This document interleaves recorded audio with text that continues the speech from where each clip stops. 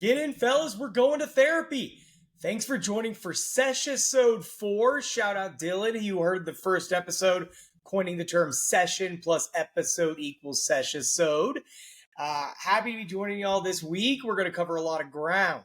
We're going to start with our resident Canadian joining the podcast to talk about the Stanley Cup and specifically Connor McDavid's reaction to the Conn Smythe Trophy. Richie and I are then going to mix up breaking down the tape with our first content review in that slot. So get ready to get in touch with those feelings while we do that. I'm lucky to be joined by Grant and AJ, therapist and bro again, to tackle another CBT topic called referring to the CBT triangle that we talked about last week, while also expanding upon that and using those skills to help you identify and understand in order to resolve conflict with yourself and others. So really a lot of good content in there and a lot of good stuff to practice. And finally, Richie demanded to be the one who was presenting the Bro Emotional Hall of Fame this week. So if anyone else is interested, slide in. You can get a shout. Look forward to hearing from Richie.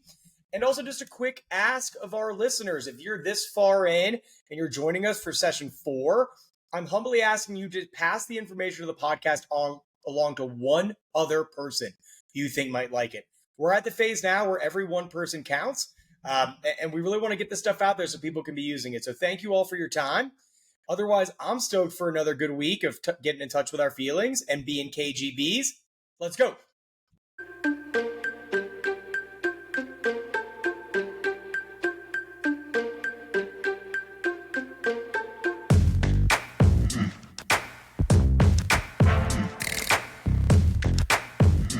All right.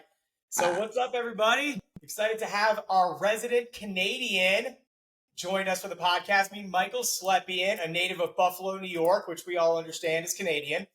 And of Mike's stats, grew up in Buffalo. Him and I were in the same fraternity at Ohio State. He's a fan of chicken wings, the Buffalo Bills and Sabres, and chronic sports-based depression. Anything to add there, Slut? I hate it, but like that, I mean, that summed it up pretty well. Like, I wish there was more. There's not. That's it for the layers. Don't tell this guy you eat wings with ranch, or you're going to get a fight. BC, it's blue cheese or die in Buffalo, New York. So Mike and I first met each other at Ohio State. We were in the same pledge class. It was the first time I'd ever thought about the city of Buffalo, New York, frankly. And, Slepian and I went on to become really close, right? Spent a lot of time together, lived together. We also both did an AmeriCorps program that's called City Year. If you have not looked at this up, it was actually the original AmeriCorps program. It's a great institution across the country now. You've maybe seen them in your own city with the bright red jackets and Timberland boots, which Mike still owns his boots from like 2012 or whatever the hell those are from. So really the program, it's kind of, we provide tutor, mentor, and role model services in inner city schools. A lot of my experiences I took out of that and working in impoverished schools helped pave the way for me to want to become a child psychiatrist. I worked a lot doing advocacy in the government here in Colorado about incorporating SEL into schools. So schools are always very near and dear to my heart.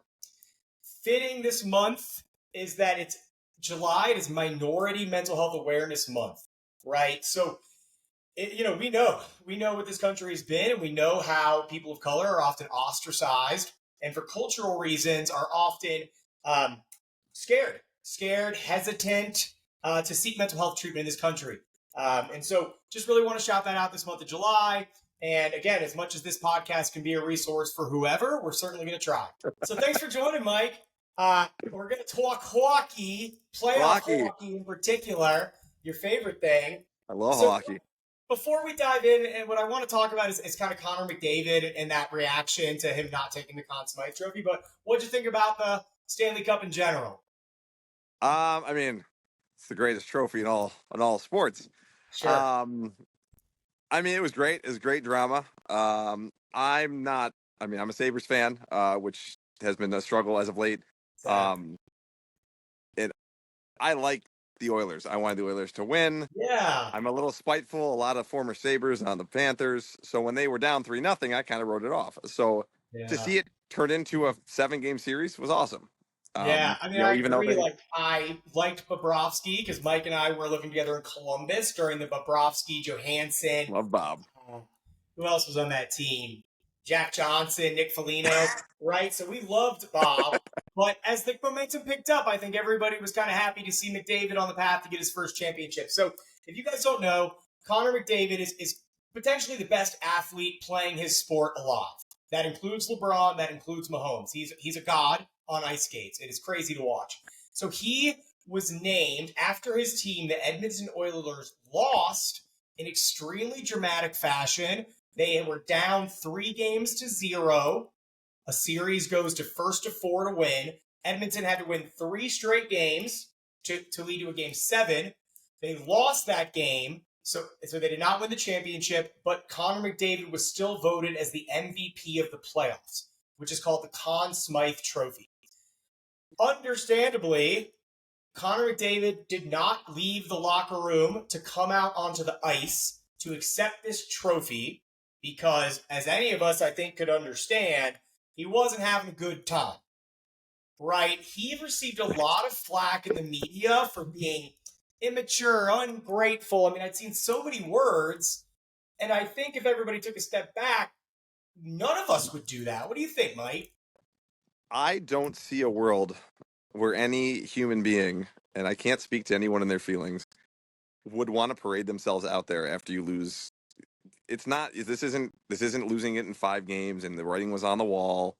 You didn't lose the game by 5 goals and you had time to digest it. I mean, you lost by 1 goal in the biggest game of what is right now the biggest series of your life. And the conversation has always been that Connors can't go and win a Stanley Cup because at this point he hadn't really made it deep in the playoffs.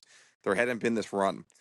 So I don't know. I mean, I've of course, growing up near Canada, I play beer league hockey. I don't want to shake people's hands after we get our, asses kicked in a beer league game, in a game that has no bearing on anything, let alone go out there and back on for the good sportsmanship episode so he can ingratiate that into his 6 and 3-year-old children. I still do it. I still go out there and shake the hands. I want to make sure that, that I'm setting this example.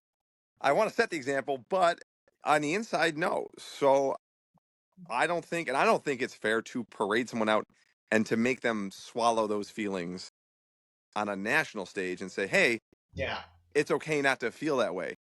Now, you don't want to say that, you want that. It's a weird balance. You want the sportsmanship. You want to show that. But I think it would be unfair to tell anybody in that situation or anything similar. So, yes, I think it's obvious, and I really like your thoughts on it, which is like a superhuman might be able to put on a good face and go out there, but like, fuck that. That's not how these guys live. It's not how they operate. It's not why they're the best in the world. No one wants to see. I mean, I think it's like I can't even find like a real life example, but you that if he goes out there and he accepts that word, like he's not. If he smiles, he's smiling through. Like it's not. There's nothing genuine. There's nothing good. It's more genuine not to show up at all for it. There's nothing good to come from him showing up. Great.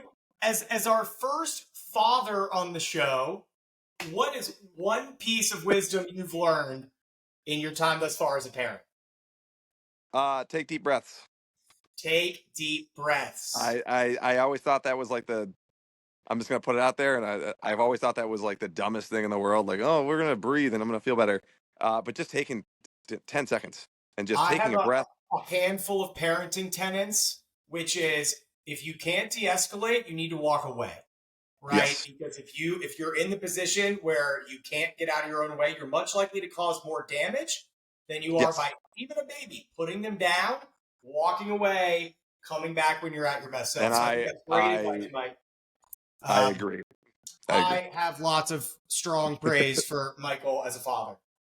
It's been a great run and great thing to watch. So, Mike, thank you for representing the great nation of Canada. And we will make sure to have you on to talk about any maple syrup, hockey, Labatt Blue related topics. Ravion French fries, baby. Let's go.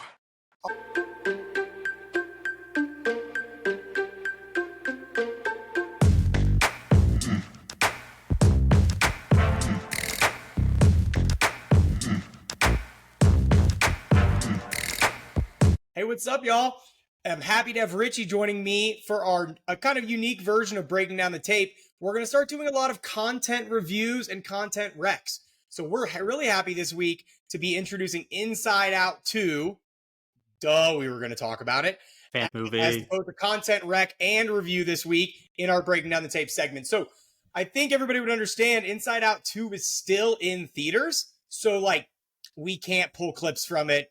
You can't do it. Not a thing, right? So just hopefully you've seen it. And if you have not, you can fast forward through this part because we're going to spoil a bunch of stuff. But otherwise, I thought this movie was excellent. If you haven't seen it yet, go see it and then come back and listen because that's probably another view for us, right? So, numbies. I want to talk about the plot real quick because Richie and I just kind of dive into all our thoughts. So, Riley is the main character. She was in Inside Out 1, right? As a teenager, we knew she liked hockey. This movie is set in her transition from 8th grade to 9th grade. She plays hockey with her 3 best friends, and they're all assuming that when the high school coach spots them at a game and snipes them out and says, you ladies are good, come to this camp this summer, and maybe you'll make the high school, like the varsity as freshmen. So they all go to this camp, assuming that they're all going to be together, and Riley finds out at the door of the camp for hockey that these 2 are actually going to a different high school than her. So Sad. We catch her right off the top in like, holy fuck, I'm going to high school. My 2 best friends and also the people I do my favorite thing with are not going to be doing it anymore. So she's stuck immediately in this like web of anxiety. Her puberty is onsetting right at the start of the movie. So like, it's just a lot. It's adolescence. That's the whole theme of the movie. So just know that we kind of are touching on what she's up to at that hockey camp. She meets older kids from the high school she's going to be attending. She's a teenager who just got this bad news. She prioritizes the high schoolers over her old friends. That's kind of the backdrop. Rich, You ready to rock? Great movie. Absolutely killer movie. I think definitely better than the first one, which the first one was great. I thought deeper, which makes sense because she's going through puberty and into adolescence as opposed to childhood stuff. So I do think I liked it a lot better. I think it gave my particular brain and training much more to work with, Yeah. I wrote my first note. So first off, I'll show people, I had to tell the people sitting next to me at the movie theater, like why I was taking active notes during the movie, because otherwise, mad creepy. But my first note was, it's a hockey movie. So we got to do it on the podcast because it's basically a sports movie. Exactly. I was pleasantly surprised by that. I had no idea. It's hockey the whole time. The whole time. Exactly. And so I joke that it's already a top 5 hockey movie. Thoughts? Do you know 4 other hockey movies? Boy, okay, do all 3 Mighty Ducks count, or do we just get one? We just get one. We can Slapshot, which I've never seen, but I know it's like comedy in that vein. And worth your watch. It's on Netflix. Probably, yeah, I should watch it, I'm sure. And Miracle, feels like that's all I got. What about you? Can we even finish up a top 5 movies? I would throw in Sudden Death. My guy, Jean-Claude Van Damme, from fireman, turns into a hockey goalie. Yeah, okay. Yeah, Richie's going to be our go-to action movie guy. All right, so I want to start with kind of the concept that is pervasive throughout the movie, and that's the concept of sense of self. Mm-hmm. Okay. Richie, before this movie, had you heard of the term sense of self very much? I had. I don't know if I had quite as clear of an idea of what that meant as this movie portrayed it to be. I liked how the movie portrayed it to be. I'm going to read you the definition that I kind of came up with based on the movie and what I think would resonate with people, and tell me if this sticks. Okay. An amalgamation of our lifetime of experiences coalescing in a belief system, which is a way of seeing the world. Mm-hmm. Okay, so a belief system about yourself, others, and the world around you. Yeah, that's what I would say I got from it as well. So I think commonly we think of sense of self as, who am I in this world? Mm-hmm. And so that's pretty common, I think, known. And the thing with Riley in this is she's starting puberty right at the start of the movie, right? There's a cute interaction where she screams at her mom, and her mom calms herself down to say, you knew this was coming. Yeah. She's super anxious to talk to Riley when she realizes that she's having her first period. So, yeah, I mean, in adolescence in general, our sense of self is upended. Okay, that is a normal part of adolescence. You're in a developmental stage called latency, which is the pre-adolescent years. So it's We could do all these psychosocial stages at another time, but you go from latency, which is school age, elementary school, where your focus, much like the first movie, is conformity and those kinds of things that happen in latency. It's like, I'm going to get the best at this, and I don't care what anybody else thinks about it, right? So parents, when their kids become teenagers, often, are disappointed that kids shed their childhood loves and interests. And it's like, they could come back to them. It's okay. But right now, it's not cool to like My Little Pony, right? Or Exactly. Thomas the Tank Engine, or Pokemon cards, right? And Richie and I freaking love Pokemon cards. They do a pretty good job of like representing that. Like, they have the wrecking ball come in and knock over headquarters, and things start changing, and then new emotions show up. So I think they like really did a pretty good job of like representing like once puberty hits. I like the construction crew is like, we're on schedule here. You don't have the permits, get out of my way. And that felt just very apt of puberty and like the way the world works. Yeah, so correct. I think the main part of the movie is the introduction of new emotions. So if anyone doesn't recall and you're listening to this blind, the primary childhood core emotions were joy, shout out Amy Poehler, sadness, anger, fear, disgust, right? Yeah. They added, I'm not sure why it was only 4, but 4 new emotions to secondary. They called them new emotions, or I would even call them adolescent or pubertal of puberty stage emotions. Ennui, which is a sense of inner restlessness, like an angst of being a teenager, produces a lot of sarcasm, which we'll touch on. And like, it's almost like teenage anger, passive aggressiveness, boredom. Those are the kind of themes of ennui. Envy, embarrassment, and anxiety. What I noticed in this is that those emotions represented primary and secondary emotions. Have you heard that term, Richie? I have not, no. Okay, and it's a simple concept. I think we'd all understand it. Primary emotions are feelings that we feel without any extra context. Okay? So examples here are fear and anxiety matched up. You could tell fear was like in love with anxiety, right? Because fear is a primary emotion. If a bear comes at you, you're going to be fearful, but you're only anxious when the thought of, holy shit, that bear's going to kill me. I'm going to lose my family. I'm never going to be able to do whatever I love again. That's anxiety, which is a layered emotion on top of the primary emotion. So, and before we move on and think about how those all played into the movie, shout out nostalgia. Nostalgia! Richie and I are a couple of old farts on here, so we get nostalgic pretty often. I don't know that it's healthy or unhealthy. I think it might depend on how it impacts your functioning and how long you sit with the nostalgia. But shout out Member Berries from South Park. So just as we kind of go here, my next observation was when we are in latency, so that's the elementary school years, our parents provide us, primarily our parents and other important adults in our life, provide us with our stable sense of self. This presumes you had a stable home and parents who were giving you stable messaging, right? The idea that her sense of self was very stable, maybe not like verbally intelligent like you'd expect an adult to be able to say it, but her core sense of self was strong because her parents were very supportive and stable. And that all comes crumbling down when we become teenagers. Yeah. Right? Because that developmental stage of adolescence is primarily around finding your identity. Again, a lot of times these days, teenagers are very angsty about the future. So you see a lot of that ennui, depression, existential angst kick in. Who am I in this world? How can I fit in? What's next for me? These are the reasons the teenage years are hard, because that's on their mind 100% of the time.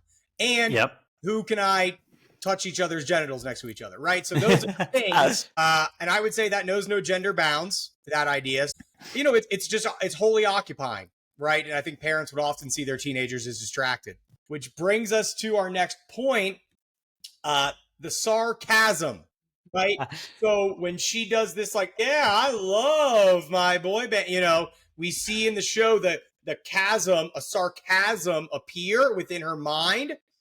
And that is meant to symbolize that when we use sarcasm, we push people away. Sarcasm doesn't do anything to bring people closer to us. In fact, it's a sign of stop talking to me, get away from me. So there's people who like to make their jokes on dating apps. I'm fluent in sarcasm. I would ask them to ask what they're defending themselves again and why they can't speak authentically. Come at me, every girl on the dating apps. I'm open to conversation and open to feedback on that thought. I thought it was really hilarious how, like, when Joy and all of them were trying to get the workers across the chasm to help them, when they would shout, the sarcasm would turn everything that they said sarcastic, and then the workers just left and abandoned them. So, Richie, what did it wrapped up well. What did you think of how it ended, if you want to explain it a little bit? At the end, anxiety has created a new sense of self based around this anxiety, and Riley starts having like almost like a panic attack, and it's like an anxiety storm going on like around and around and around the control board in Riley's mind. And I really think that's like one of the best representations I've seen for like an anxiety attack or a panic attack. It was like, really, on screen. It showed the physical symptoms. It showed kind of her vision and what that would do during the time. Yeah, I thought that was really nice. It's not like over dramatized by any means, right? Like you're not like throwing things and, you're just kind of like locked in. You're stuck. Yeah. And then like, even when Joy goes to like pull anxiety away, it's like, she's just like so frantic and insane. Like you can't stop it. And that's really how I know I've gotten anxiety that badly sometimes that like, no matter what I do, I feel like I can't pull out of it. And you know what to do when we're in a panic attack. We have to regulate our nervous system, right? And deep breathing allows us to do that. It's not the end of the road if you're struggling in that moment. Yeah, but it definitely centers feedback and support, and it opens your ears and your eyes. Yeah. Right. To get back to finishing with the sense of self. Yeah. Anxiety like creates like this another anxious sense of self that all the emotions have to come together and break that down. Joy goes and like puts the old sense of self back. She says to anxiety, like, you can't decide the person Riley's going to be. And then Joy realizes when she's putting this sense of self back onto like this mantle where it goes, like she was deciding who Riley was going to be by suppressing those memories, sending them to the back of the brain. Mm-hmm. So she removes it. And they release all of those suppressed memories back into her pool, her brain. And that allows her to create a new, even more beautiful sense of self, for Riley. The movie ends, like I said, like Steven said, with a great cliffhanger of like she's at this camp trying to make a team, and it ends with like her getting the email about the roster for the team, but it never tells us if she makes it. So I want to ask you, Steven, did she make the team? Side out 3 to come, high school version. I'm excited for it personally. Richie, good stuff, man. I enjoyed this. I look forward to more content, reviews, and recs. This is you. I feel like it's you and me in our element. All right, for sure. Come back after the break, and we're going to welcome Grant Salada and AJ Shapiro, talking about the CBT triangle and how to use it to better understand and resolve conflict.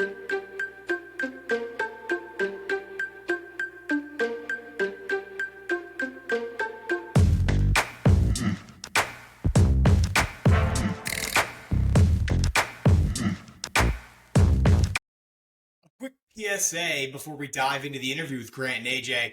I was having real tech issues before we got started. I tried to switch to my cell phone at some point. And because I'm human, I was very frustrated by these technological issues. So as a coping skill to keep myself engaged, I grabbed Freud the Duck, and you're going to hear it a bunch in the interview. So if you're like, what's that squeaking in the background?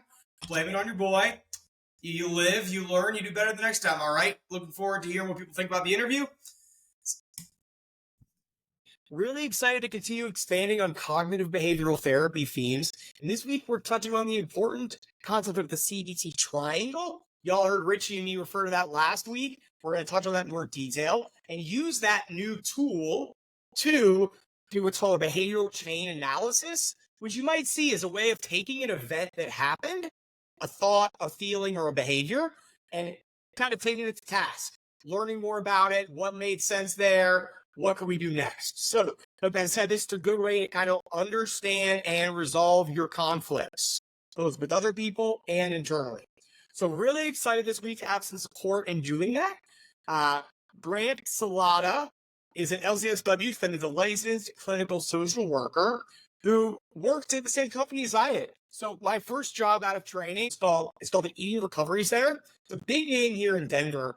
It's generally considered one of the biggest name in the eating disorder game, Grant, in America. Yeah. Grant and I worked actually on the same unit called Juniper here in Denver, where we work with kids and teenagers at a residential and inpatient level for eating disorders. So you can imagine, Grant, super, intense stuff, right? Very intense, yeah. Kids coming in who needed to be in bed for 2 weeks and the whole gambit. Yeah. Just a bunch of behaviors. What's great is that Grant and I actually never worked together, but as I reached out to my former colleagues, I kept hearing, Grant would be so good. Grant would be so good. So, what do we know about Grant? Grant's trading card of stats that we're going to do for every guest from now on, these interview segments. Grant grew up in Detroit. He is a Detroit Lions football fan primarily. His favorite bro-y hobbies are sci-fi books and movies. He likes outdoor activities like hiking and boating.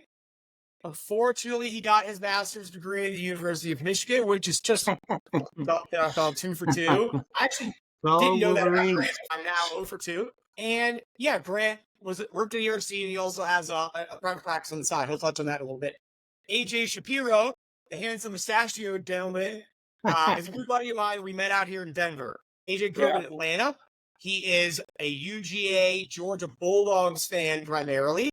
Likes to write poetry, and he does perform that out in public here in Denver. He's a creative copywriter, which is his fancy way of saying that. I would say that he's Don Draper from Mad Men. He does advertising.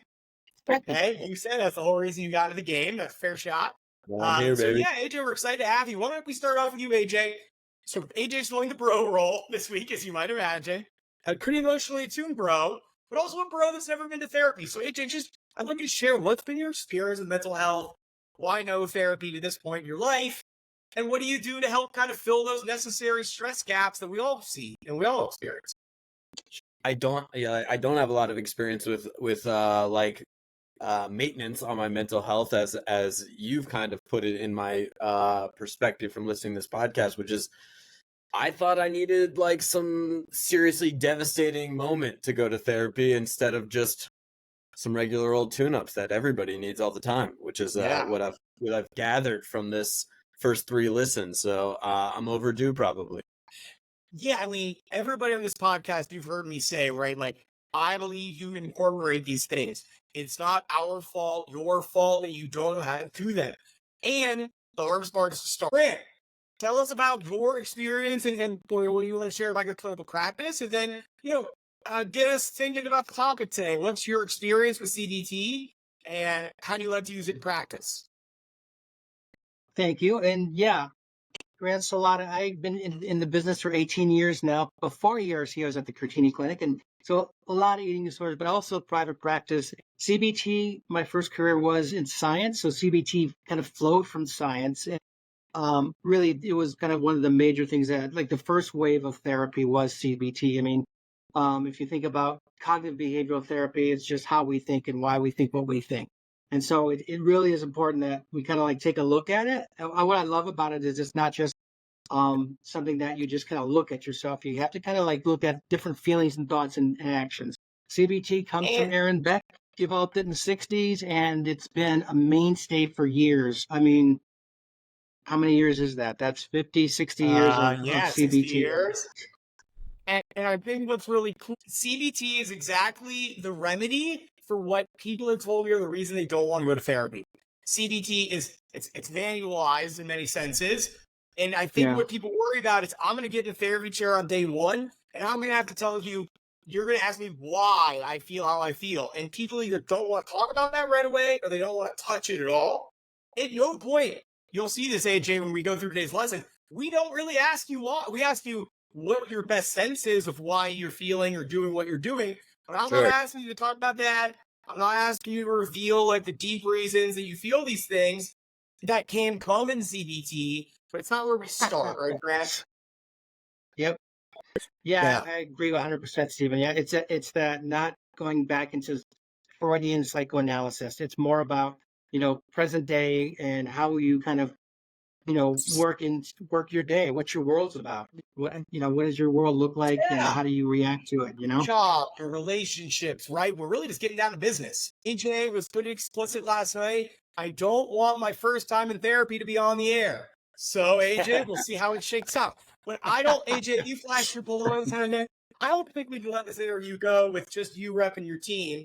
So, I think people can see we've got some, deep stuff. So, if AJ freaks out, it's going to be because he's got recency envy of Michigan.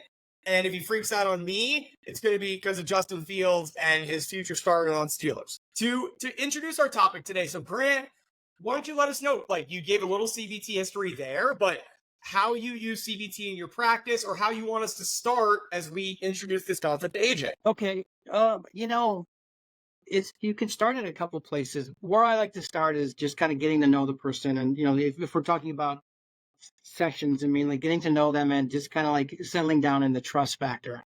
Last week it was a great show on, finding the right fit for your therapist, and very well said by Richie about his first therapist was great, second therapist maybe not so great, but the fit was what it was all about.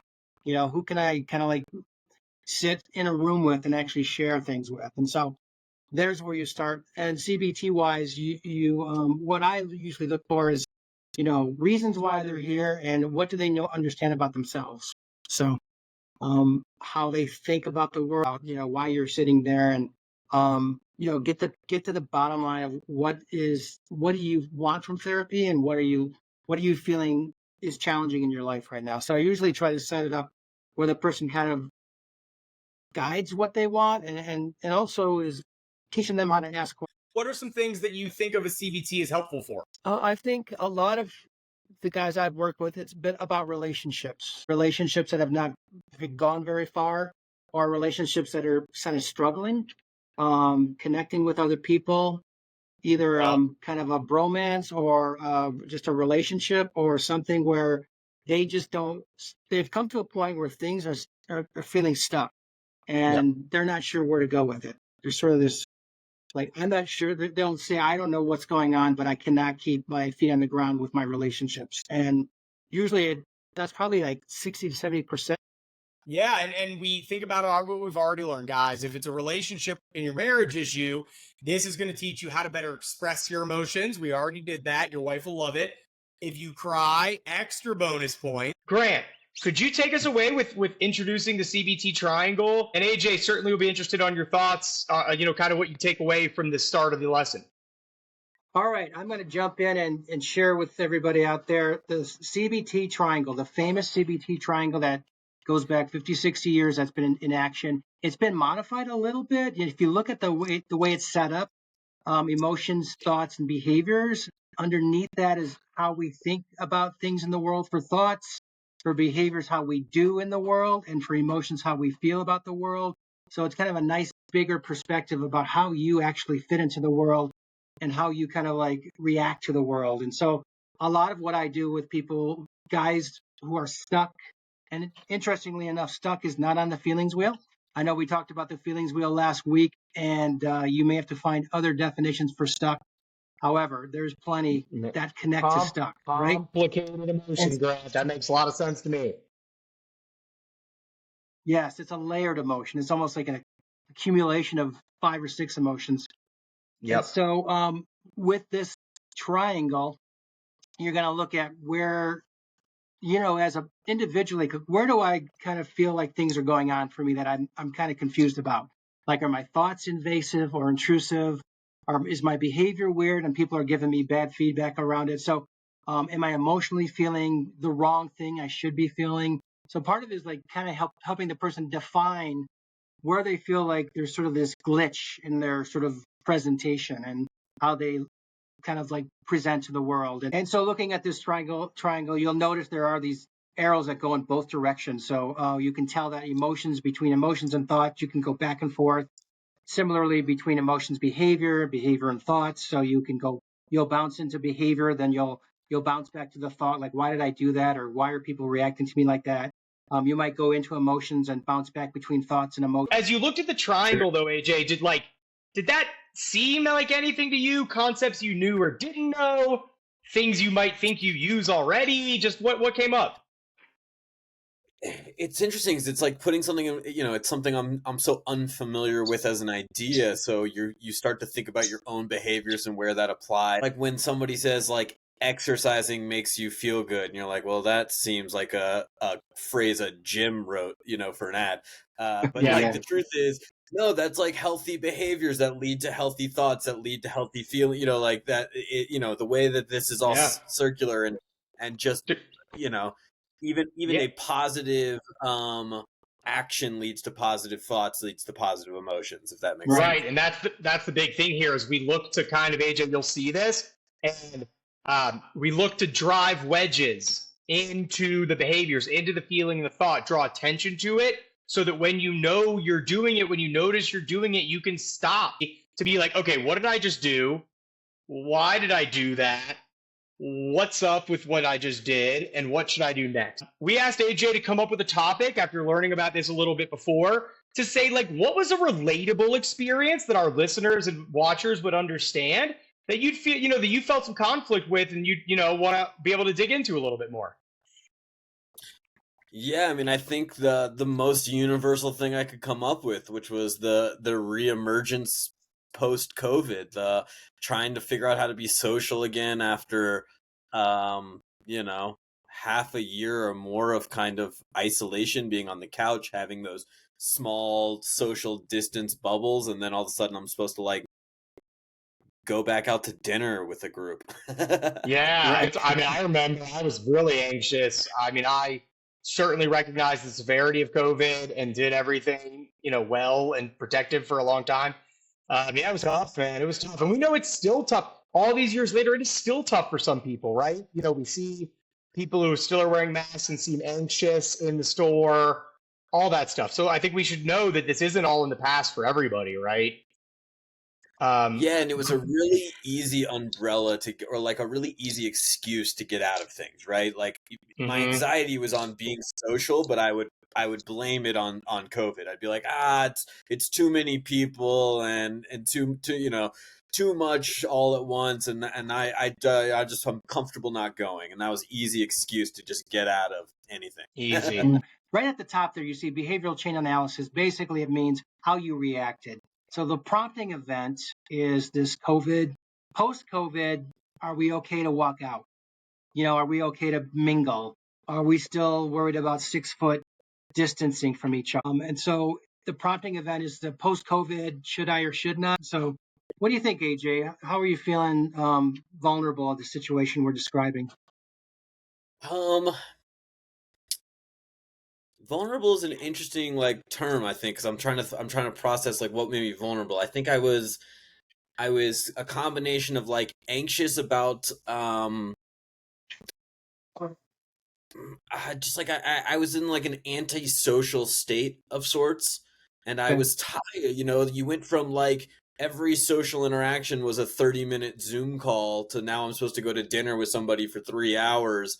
And I was intimidated, I was exhausted, and I was anxious about. Oh shit! I gotta figure out how to talk to people again and what people look like without their masks on. We all did, And those are those vulnerabilities, like a confusion, an anxiety, hell, an apathy, an angst about the world. Those are all vulnerabilities that make us less likely to act how we are aligned in our values, right?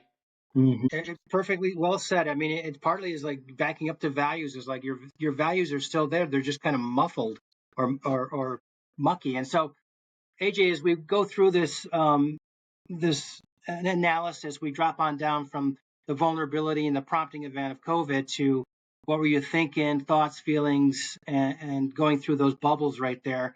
So some of what you've already said, your feelings were anxious, but can you expand anything on your thoughts at the moment? Yeah, I think my thoughts were a little bit of an irritation. I don't know if that makes sense, or if that falls into that category per se. But it was this idea that the world was really heavy at the time. You had the 2020 summer marches and things like that. So it either felt like that was all we were talking about, or when we weren't talking about it, it was it was like nonsense small talk that didn't mean anything, and then that would like both ends were frustrating. So maybe feelings back to feelings. You know, my thoughts were just like, it's all kind of exhausting. It's not fun. Yeah. I'm not interested. Yeah, and AJ makes a point, right? Like, this is super serious, so we can't pretend like it doesn't exist. But if we talk about all these things, like we were talking about social justice, Black Lives Matter, stuff in that summer, like, I don't know if anybody can talk about that stuff nonstop, and that's all we're talking about. And so it did kind of leave this veil over our experience of like, and I think going, I'm not trying to be political, but I think that this is general in this country that like shit's not on the right track. It's been like a bummer since COVID. Like, if people can't agree, the future seems bleak. That I think is pretty general of a feeling. I think you shared a lot about feelings, AJ. Irritable, kind of worried, but like also kind of like a blah. Like I just don't want to. I'm apathetic about it. I don't want to face the whatever this moment's going to be. I think my general thought, especially around socializing, was like, there's no way that's going to be fun. You know, like that was like the general, like, no matter what you're inviting me to, it's probably not going to be fun. Which AJ, I can speak to this as somebody who knows you well. That's not your business. I'm sure you love to cancel plans like anybody, but that is not who you are at your core. Totally. So that's probably what you first noticed is like, this isn't me, right? And so it's good that we brought this up because I bet a lot of people felt that way. Yeah, and you know, to be honest, you notice it through the way other people are treating you, because once you become a buzzkill, people don't want you around. Yeah, and then it becomes a self-fulfilling prophecy, right, AJ? Which is kind of a cognitive distortion we'll touch on next week. Like, okay, I rejected the invite, or when I went, I projected a bad vibe. People stopped inviting me, and now you're like, wait, you stopped inviting me? Why'd you the people, you suck. Like, when really, like, it all kind of makes sense, you know? So I hear you there. I'm sure it was a really tough time. Yeah. It completely sounds like the confusion around it all too. Then, I mean, you said an interesting thing like a buzzkill. Like that's kind of one of the next bubble over is the beliefs. Like, what did you believe? Like, well, I'll just be a buzzkill, or I there's no way I'm going to have fun at this event. You know, like you're sort of like second guessing your sort of your values and what you bring to the table. So your beliefs start taking a major hit. And even more vaguely, I bet people can resonate with like, I just don't want to, like as a belief, you know? Yeah. Yeah, like, you know, I like, you know, reference that classic like hipster mentality yesterday when we were talking of like, I'm too cool for all of this, you know? That's how you like initially trick yourself into like you're nothing. It's not me, it's them, you know? Right, you start rationalizing. Oh, there we go. So cognitive distortions. We're going to get into deeper next week, AJ. Also, you talked about tricking yourself. That is what we call a defense mechanism, which we've touched on this show, right? There's healthy and unhealthy ways that we defend ourselves. They're actually called mature and immature. But kind of like rationalizing it is a defense mechanism, right? Like, well, I wouldn't have had fun anyway. It doesn't matter if they don't invite me, right? That's something we do pretty commonly. If we look through this sheet, we're going to see there's body cues in there. I don't know if you can relate to that, AJ, that sort of sense of how you felt in your body at the time. Is this outward body cues, do you mean? How I'm projecting myself, or just... No. So like anxiety, people will feel sweaty palms, their heart racing, maybe their jaw clenching, right? Sadness can feel like heavy. You might feel butterflies in your stomach. Those are all examples of body cues that we look to link to emotions. Yeah, I mean, the body, certainly, and we talked about this last night, like a lot of that social anxiety comes right up until the moment you're actually there. And then once you're in the mix, then it's so much better than you thought it was going to be. But literally to the moment you open the door and walk into wherever you're going, there's those butterflies in your stomach that this is just not going to be fun. And sure enough, it's never as bad as you think it's going to be, at least in my personal experiences. AJ, that had me think about when we first met, right? So AJ and I first met at a Friday night dinner, a social event meant for young people out in the mountains who like to ski. And we were both there solo, sat down next to each other, and like 5 minutes in, we talked about my job, his job. We both thought each other's jobs were interesting. rap music, sports. And I looked at him and was like, we're going to be friends. And it was like sealed so quickly, right? So it did require a level of vulnerability with each other to share about things, be interested in one another, not just have it be small talk, right? But AJ and I know I went into that event, AJ, being like, I don't know anybody here. I'm doing my best to show up because I know I'll be happy I did. But it's stressful to walk into new things like that for sure.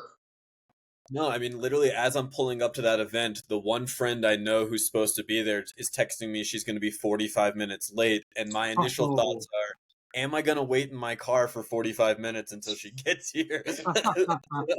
Then we wouldn't have been sitting next to each other, and then we wouldn't have made friends, and I'd have one less close friend in Denver, and I'm happy you came inside. Yeah, 100%. Yeah. Good. I love it. That's a great story. And then the other part of this diagram is the actions. Like what were your actions in the, in this whole series? It sounds like you kind of like stayed home and then over time you changed. So what do you think? It was, until I noticed the behavior, right? The action was saying no a lot. It was mostly just being invited and being like, no, I don't want to do that. That doesn't sound fun. Even though I wasn't sure why, like it was just like an overwhelmingness, like it was just like, that's not what I want to do. No shame in not knowing why, right? This is exactly what this helps with. Right.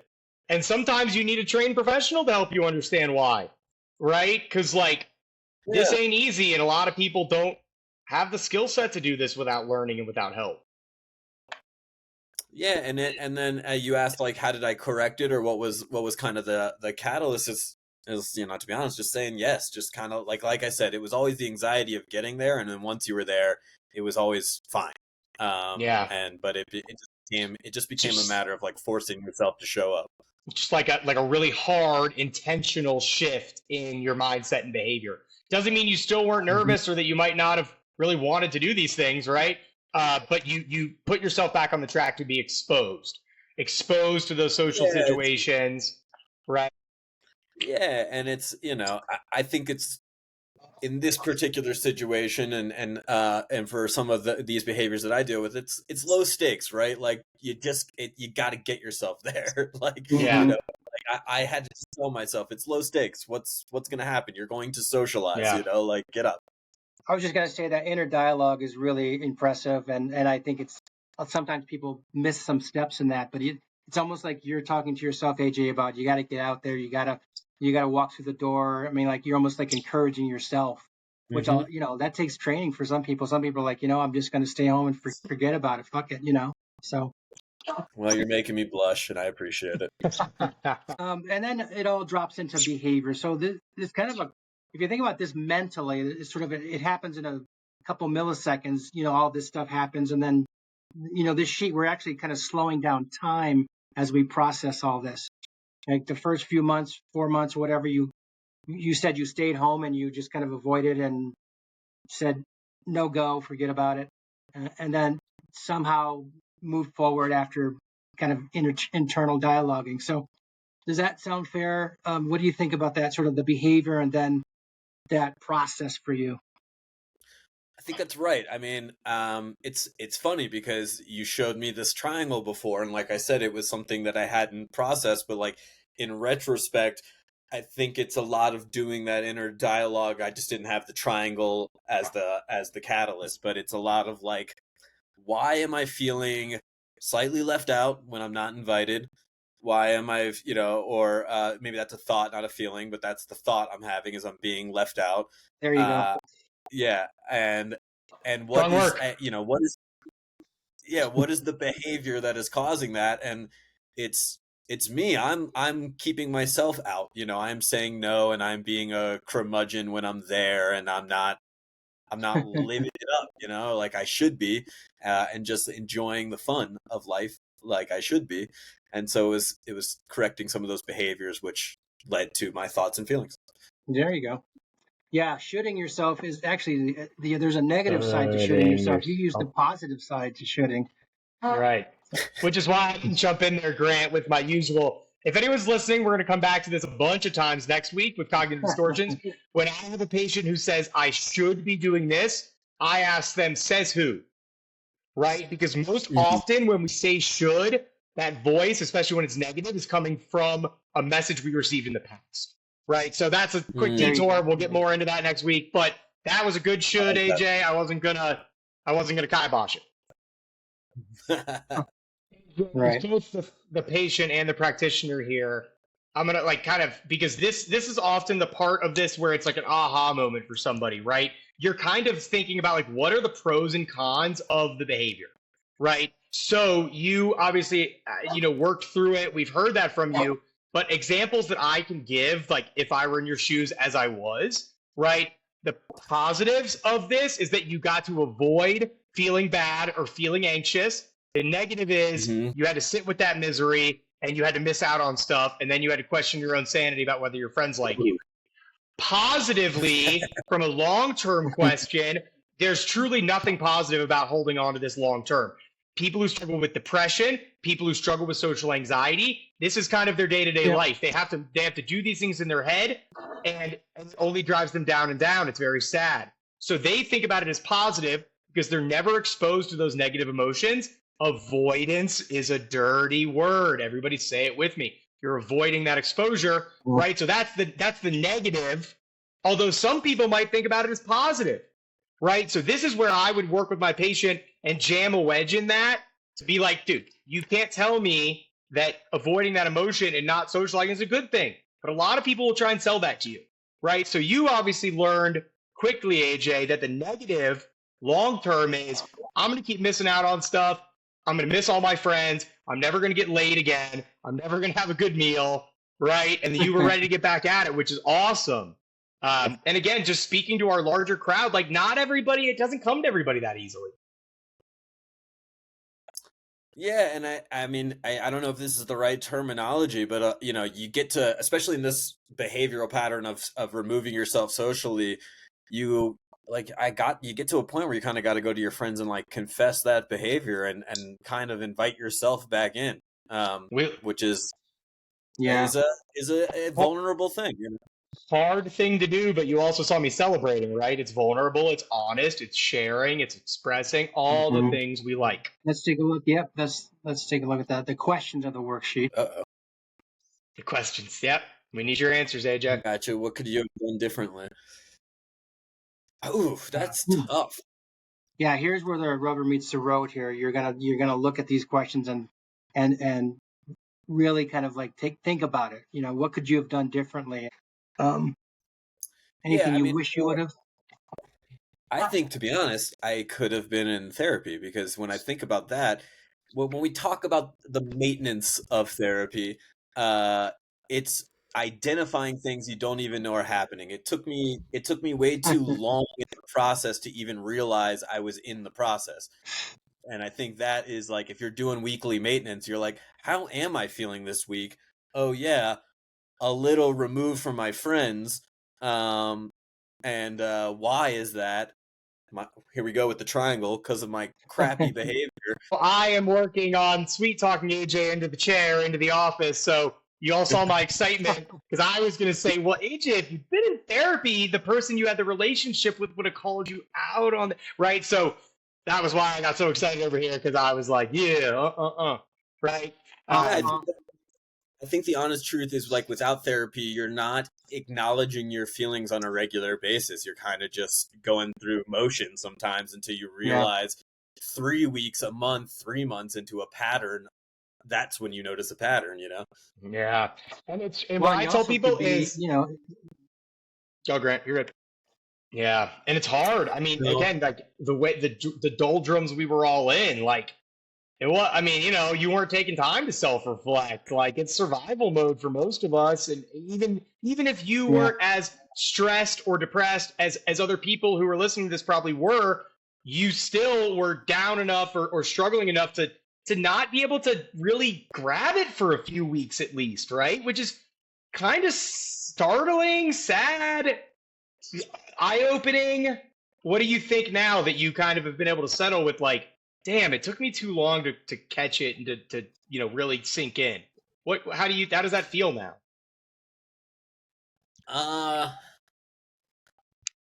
I am lucky enough to have caught my behavior where I could correct relationships that were strained because I hadn't seen them in 3 months, or I've canceled every plan that they've tried to make, or just started saying no in general.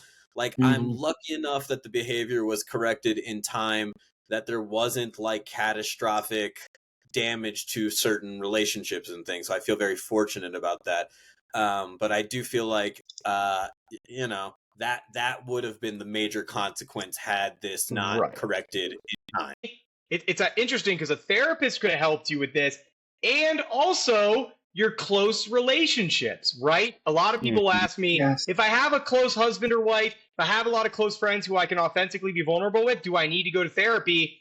And the answer is, depends how fucked up you are, because you don't want to burn your friends out. But if you have good, healthy relationships and your neuroticism, your anxieties and et ceteras are pretty like normal, quote unquote, then, you know, you might just want to learn stuff like this to be better at it. But again, AJ, like if you had sustained those relationships and continued going, Matt or somebody else might have called you out to be like, what in the fuck is going on? Well, and that is the weird.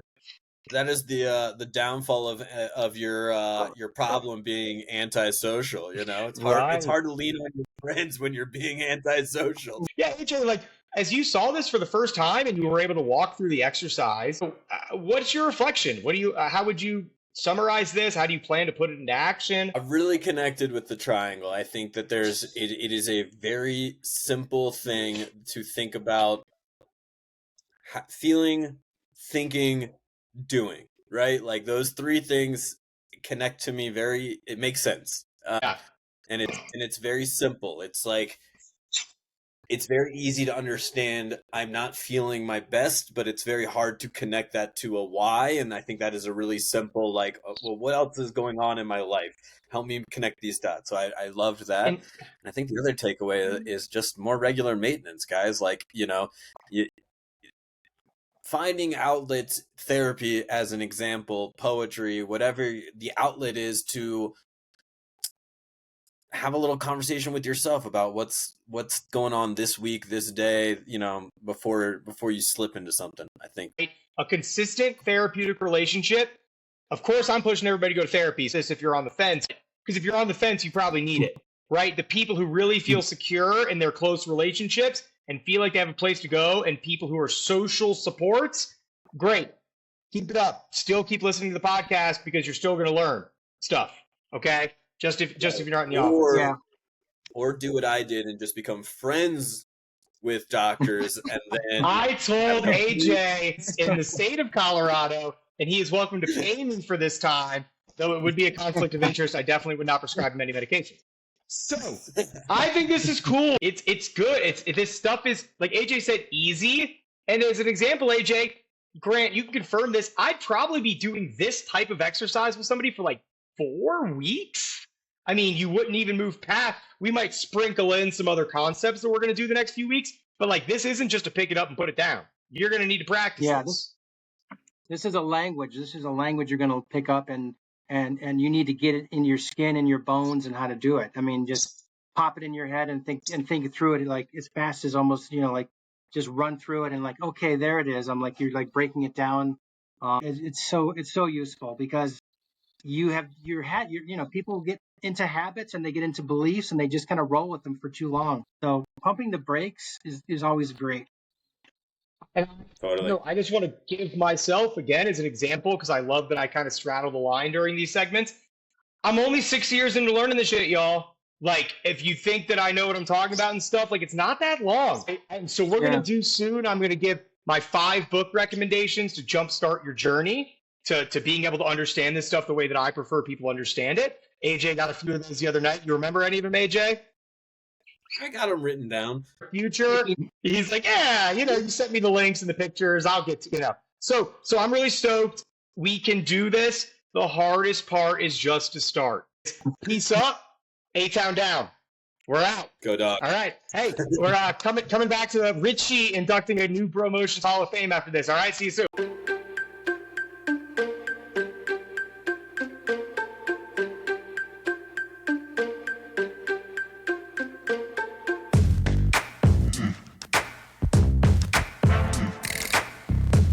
know what some of you guys are thinking. That voice I'm hearing, that face I'm seeing, that is not Steven. No, it is not. It's me, Richie, the producer of this podcast. When Steven and I decided on this fourth inductee, I shook my jersey like I was AJ Price. I called for the ISO, said, Steven, clear the paint. I got this. This fourth inductee is someone that I've come to really love and appreciate and respect a lot in my adult life. And our fourth inductee is none other than Robert Norman Ross, aka Bob Ross, baby. Let's go.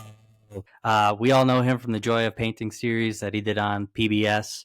Something that surprised me about Bob Ross, I think a lot of you will be surprised by, is the fact that he was in the military, the U.S. Air Force, for 20 years, and that is actually how he got started with painting. The USO Club offered a painting class while he was in the Air Force. He was stationed in Alaska, working a desk job. He was just like a medical records technician. He never really saw combat or anything like that. He earned the rank of first sergeant, and he described that as being the guy who would yell at you if your uniform wasn't pressed, if you didn't make your bed, if you showed up late. He was kind of a hard ass. Shocking. This attitude, this demeanor earned him the nickname Bust 'em Up Bobby, a moniker that, as you can imagine, he did not like. He did not enjoy being the authoritarian, the disciplinarian, and he told himself when he left the military, he was going to be a kinder personality, a gentler personality, a kinder, gentler man.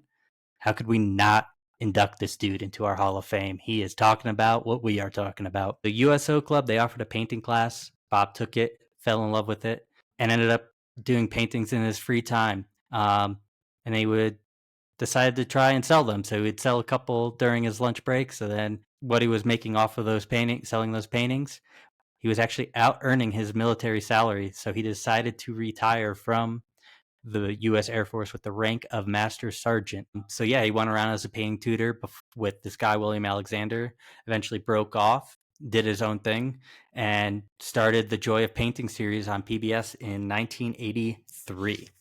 And we all know him for his hairdo, right? His perm, his crazy hair. It's actually pretty funny. Bob hated the haircut. He didn't like it. He got it because it was cheap. He got tired of going to the barber and getting his hair cut. The only reason he kept it was because once he started his own company, they integrated his face and his hair into the logo, and he felt that he couldn't cut it because it was so recognizable. That's how people knew him. So even though he hated the haircut, he kept it for us. And thank you, Bob. Thank you. We really appreciate it. You've done wonders for my Halloween costumes a couple times. But yeah, it said that in his lifetime, Bob did over 30,000 paintings. So many paintings. He would do 3 paintings for every episode. He would do one beforehand to practice his general idea. Then he would do one live on air, unedited, no magic, nothing like that. He would paint from start to finish, a full painting in 30 minutes. And then after that, he would do a third painting afterwards that would be a little bit more detailed. I have, a Funko Pop of him. I have wall art of him. I have a t-shirt of him. I have a coffee mug of him. And actually, the Joy of Painting, I don't know if any of you guys know this, realize this, it's on Hulu currently. There's like 7, 8 seasons on there. I'm a software developer. I work remotely some of the times, and sometimes I want background noise. I'll fire up Hulu, throw on some Joy of Painting, because I just love having the positivity in the air. I love having Bob's calming voice in the air, his encouragement. He would tell us, yeah, we don't make mistakes, just happy little accidents. And that, I think, is like something that we can take into our everyday lives. Like these little things that we think are mistakes, they're not the end of the world. Sometimes those mistakes that you make, those accidents you make in the painting, they end up being your favorite part of the painting. He told us to be easy on ourselves. Nothing has to be perfect. And just be free with what we're doing and just enjoy it. And I think that's such an important lesson for him to teach us. Another thing he would always say, like he would paint a tree. This one needs a friend. He would always paint at least 2 trees together because everyone needs a friend, which I think is another great lesson that everyone needs to hear is like, yeah, be nice to those around you, your neighbors, the people you meet on the street. Everyone needs a friend, and you could be that person. Yeah, thank you, Bob. We really appreciate everything that you've done, the icon that you are. We love you. We love your teachings, and congratulations on being the 4th inductee into the Bro Motions Hall of Fame. You made my Mount Rushmore. I don't know if made Stevens. Maybe we'll have to debate that, see what he says next week, throw a poll up on the Instagram. If you guys have suggestions, let us know for who might be a fourth member to put up on the Rushmore if it's not Bob. I can't think of someone better. I mean, he literally said he wanted to be a kinder, gentler man. Like, what else could we be looking for on a Mount Rushmore? So keep on painting those happy trees.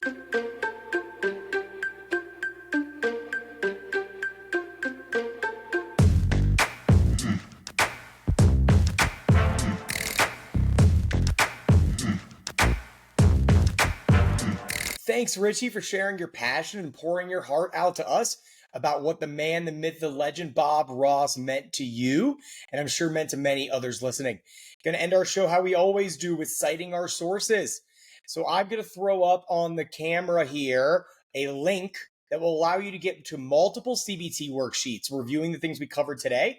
Those are from therapistaid.com. I've mentioned before, it's a great resource to find a wealth of things that your therapist could be working on with you, or you could be working on your own. Shout out Disney Pixar for keeping the tears flowing and having us talk about Inside Out 2. Again, thought it was great. Otherwise, y'all, we're going to keep marching along into the CBT. So get ready for next week. If you have ever had a thought that was anxious, depressive, wondering where that came from, why is that the case? Why is my brain doing that? We're going to do that next week. It's called Cognitive Distortions. We're going to learn how to identify them and how to challenge them, right? There's going to be a lot of work, a lot of good learning and stuff, again, like we did today, that you'll be able to use just in your head once you've practiced it enough. It's time to end it how we do. So everybody, let's huddle up. We're doing good work. I'm really proud of y'all.